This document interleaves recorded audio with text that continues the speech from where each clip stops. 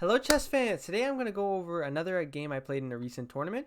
So in this game I was actually against an IM, and so I did a lot of prep against my opponent, and I figured out he played the advanced French, so I thought I should probably equalize out of the opening. So my opponent started off with e4, I went for e6, my opponent went for d4, d5, and we see e5. This is the advanced French. So in the French you have pretty much four options, either to defend the pawn, or to push it, or to take. And so pushing is usually it used to be considered a little bit of a worse move, but lately it's becoming more trendy because of the fact that the engine just loves space. Here, the knight can't come to f6 and the bishop can't come to d6. Usually these are useful things. So I go c5, immediately I attack the pawn chain. He tries to preserve it, knight c6, knight f3. Natural move, just defending and attacking while developing. And I go bishop d7. So bishop d7 is sort of the first nuance. So if you're unfamiliar with the advanced, usually there's two different moves here. Either you can go for queen b6 or you can go for bishop d7, and each has their pros and cons. So against bishop d7, this move bishop e2 is more popular, and we'll see why in a second. It's because after queen b6, a3, here b4 is sort of a big threat, and if I go c4, I usually want to start expanding on the queen side to stop b4, obviously, because now I have en passant. But now my queen is sort of in front of my pawns. So that's the reason why bishop d7 is another alternative, which after a3, now c4 becomes a lot better, because I still have the option to move my pawns like this. Or I maybe immediately have the option to go like knight a5, and then if the queen ever moves, go like bishop a4, rather than the queen be stuck on b6, which might have been a waste of a move. So that's why a3 is less popular. And then against queen b6, bishop e2 is a little bit less popular now because maybe you have problems like this. You can go for this knight h6 move, rather than usually you have to go for knight e7, which blocks your bishop, but now you can go knight e6 because if they take, you take on b2. And this is a really, really complicated theoretical line, which I'm not going to go over, but essentially I decided to play bishop d7 instead. So my opponent went for bishop e2, the main line, takes. And okay, so takes is also a little bit of inaccuracy. So here I should probably go for knight g7. And then after castles, we're going to see this just completely transpose. Now I went for takes first. It just gives white one additional option to go knight c3. Now this actually is not really a great option. After rook c8 here, black should be equalizing, but anyways, that didn't happen in the game. My opponent decided to go for the more natural move. So if I go knight g7 right away, here notice the knight doesn't have the c3 square, so he's probably going to go knight a3. So instead of that, my opponent even went knight a3, just transposing. Now it's not really a mistake or anything, it's just a choice by my opponent. I went knight f5, putting more pressure on this pawn. My opponent went knight d2, and now he's defending it with three pieces. Even if I attack it with a queen, I need a fourth attacker, and there's no way, sorry, queen b6, there's no way I can get a fourth attacker there. So I decided to go for bishop e7 instead, just developing. Castles. And here, actually, funnily enough, this is all prepped by me up to this point, but I actually had the same position as white against a player a long time ago before this game. And in that game, I played g4. My opponent went knight h4, takes, bishop takes, and f4. And that game, I ended up drawing that game, but I got a really bad position as white. And it's really, really difficult to play. After f6, white's position is very, very shaky. And this g4 move, there's pretty much no attack. So instead of that, my opponent plays the best move, which is bishop d3. What they're threatening is just to take, and once the pawn structure is split, white can try to play simultaneously on the queen side, but also maybe through the center, and all of black's pieces are kind of bad. Usually when you have the king side majority like that, you try to push with h6, g5, but it doesn't make as much sense when your king's castled there. So white might go for something like knight e1 and f4, and then there's officially no attack. Okay, so here I knew this position, and I went for what is the best move, which is f6. So the idea is that we're just putting more pressure on the center. And here the theory as I knew it was bishop takes, e takes, and rook e1, in which case I would go bishop e8, looking to go for bishop h5. And then, for example, after queen d3, getting out of this pin, I would still just go for bishop h5, threatening this and then to take here. And the position is roughly equal. And so this is what I knew. But instead, my opponent plays the second most popular move, which I see now in the database is the most popular move, which was bishop f4. And this move I just didn't know at all, and I didn't even check it before the game. And it's probably my bad, because it's the second most popular move, and this position has a lot of moves. Like, there are many moves that white can play. All of them pretty much equalize for black, except for bishop f4 and bishop takes here. So he went for bishop f4. So immediately I'm already a little bit distracted by the fact that my opponent didn't play the theory, and I spent a long time thinking here. Now here this interesting option g5 to attack the bishop, after which case bishop takes, pawn takes, something like this might happen. But this type of position is, while it is very dynamic, it seems like black just has a little bit too many weaknesses, and I have to get some sort of attack. Why would I want to trade pieces before I attack? Didn't really make too much sense to me, but that's another option that's available. So instead of what, I went for f takes, which is the most logical move. Okay, the rook now gets an eye on the bishop. So here he went for knight takes e5, and here I decided to get my bishop out of the way with bishop e8. Now this might have been unnecessary. I could have probably just gone rook c8, and we'll see it kind of transposed in the game. After bishop e8, here my opponent has the option to go knight takes c6. And then after bishop takes c6, we'll see why this is worse, because here I could have just had my rook on c6 for free, but as we'll see what happened in the game, after rook e1, here I went rook c8, and now my opponent took here. Now I have the option to take with the rook, and the rook just pretty much does its job much better than the bishop here. The bishop would have just wasted 2 moves. So instead of that, here my opponent went for bishop e5, and the idea of bishop e5 is my opponent wanted to go knight e3, but then the d4 pawn hangs, so he goes bishop e5 first to defend it. Now I go bishop g6, completing my idea. My idea was to get the bishop from e8 to g6, and this is a common idea also in the Stonewall. The idea is to go bishop d7, bishop e8, and then either bishop h5 or bishop g6, and then get rid of that really, really bad light squared bishop. And in the French, this is usually a victory as well. And now here my opponent went knight e3, so they continued their plan. And actually in this position, black is slightly better. So not really slightly better, it's pretty much minus 0.1, which is completely equal. But take a few seconds to see if you can find what is the best move here. And don't fall in the same trap that I did, hopefully. So yeah, if you pause the video and found it, the best move is knight h4. It's not really a tactic or anything. But it's simply the idea is that we're getting rid of only one of the minor pieces. This knight is really, really bad. And that's something that I didn't really understand in the game, which is that if this knight was on f3, okay, the knight has a really, really nice square on e5, but the knight can't get to e5. And the fact that I was so deathly afraid of the knight getting to e5 is probably what made me play the wrong move. So here, maybe the best move is bishop g3, and after it takes, something like knight g6. The position is completely equal. I can go here. The knight never gets to e5, and I have a nice position on the c file.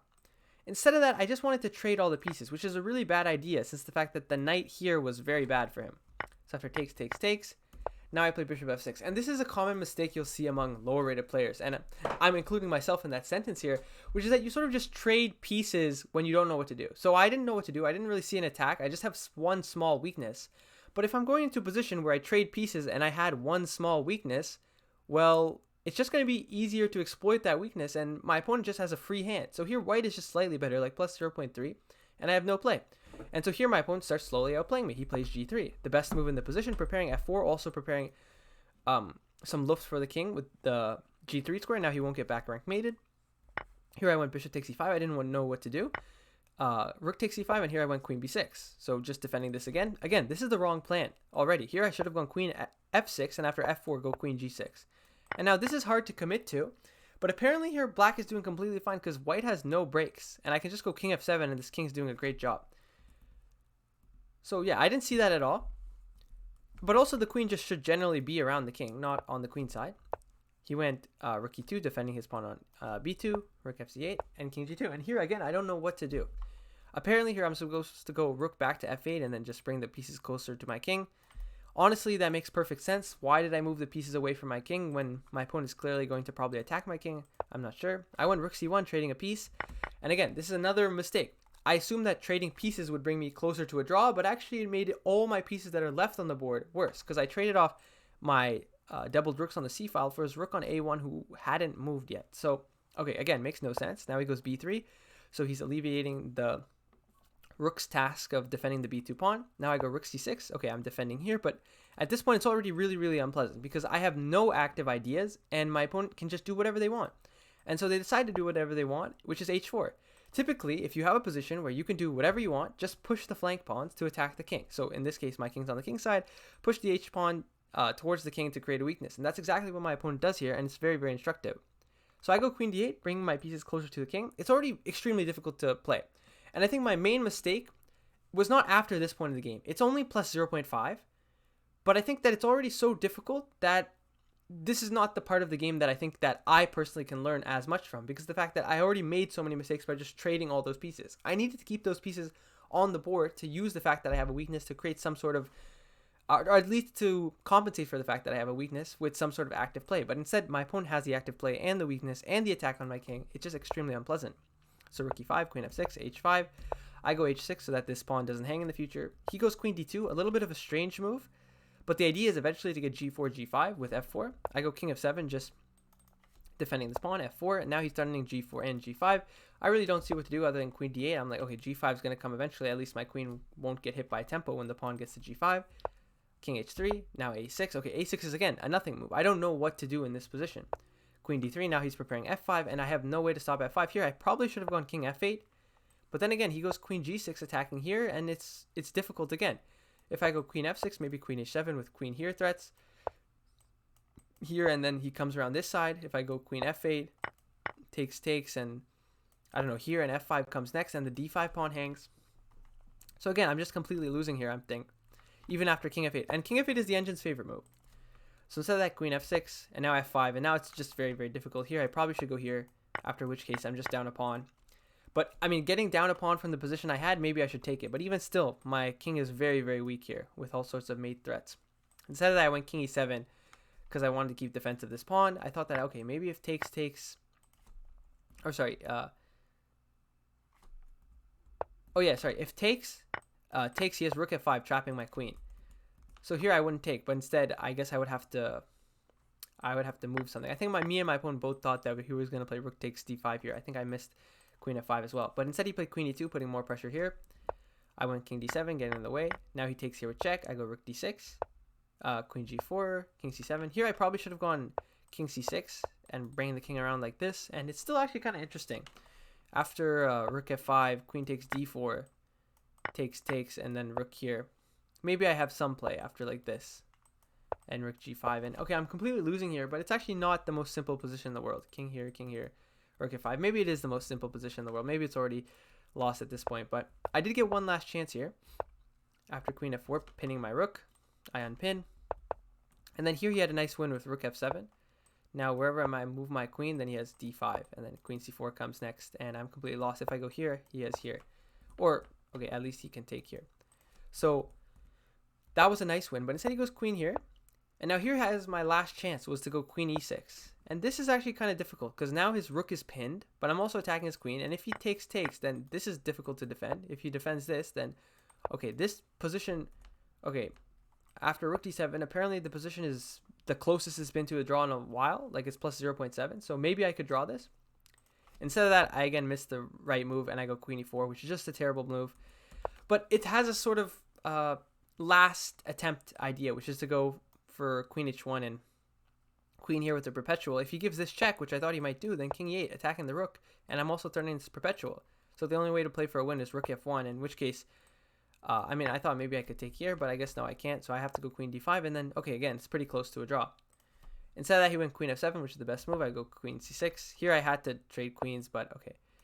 This, again, I saw was losing, so no point in doing this. Here, king c8, takes, and I think he can trade queens with something like, yeah, something like this. So that was losing, but I went here, and I just blundered my rook. And then here I thought, okay, maybe I have some sort of perpetual, I don't know, queen d1 or something.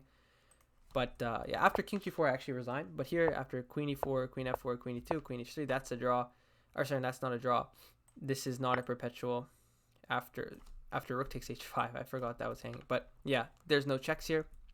And if I go queen d1 instead, then I think he can probably just go here, and then after here, or no, he can go king f5, and then, yeah, bring his king forward. And I saw that there was no perpetual.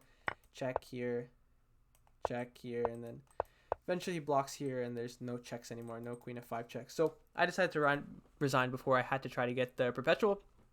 But yeah, that was a pretty good game, illustrating the difference between an IM and an NM. I think the problem with this game is not the opening. The opening, I definitely had a nice position. This bishop e8 move, okay, it's not the best move, but I'm not too mad about it because my opponent immediately made a mistake right back.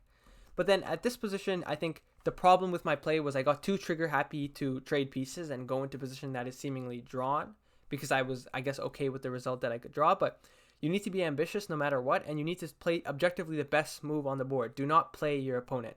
So yeah, that's something I clearly didn't do this game. I just wanted to trade pieces and make a draw, and I got punished for it. So yeah, that's in today's video, guys. If you like a video, please remember to like and subscribe, and I'll see you guys in the next one.